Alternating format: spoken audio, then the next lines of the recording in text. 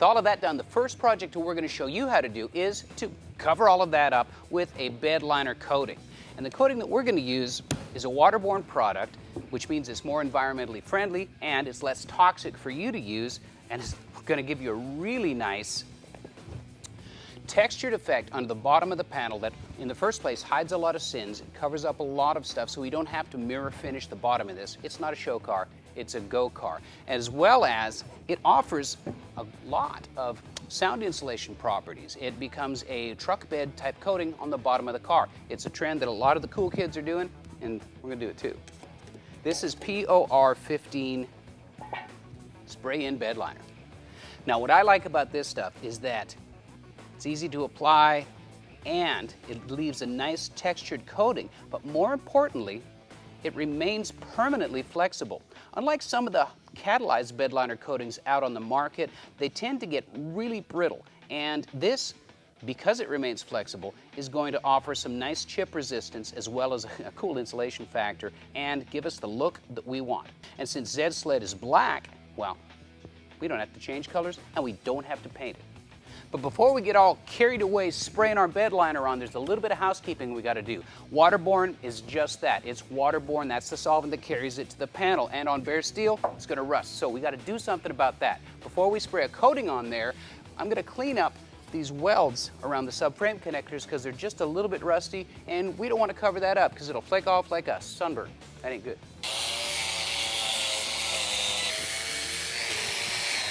Use some pre-painting prep. Give the rest of the metal a little bit of tooth and clean it at the same time.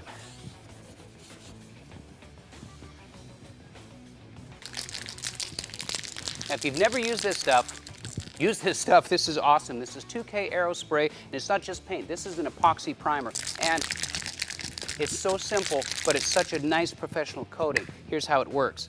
Turn the can upside down, turn the cap onto the membrane. When you hear the pop, you know that it's released the catalyst inside the rest of the coating. So then shake it up for a couple of minutes, and you've got a true 2K coating that's catalyzed with a 48-hour pot life at room temperature. Even longer if you throw it in the refrigerator, but I didn't say to do that. It's a catalyzed coating. There's a catalyst, there's a hardener in it, so I'm wearing a good mask. You should too. Check that out. Unreal.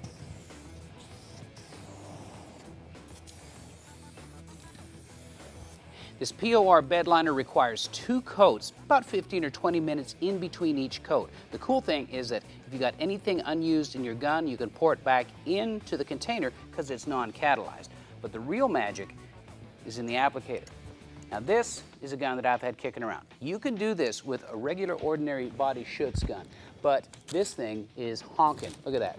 It's at least a 3/8 orifice, and this is going to get the job done. It's a siphon-fed gun that I had kicking around, so well, P, for me, I'm a tool junkie. I had something that's really going to rock and roll on this thing.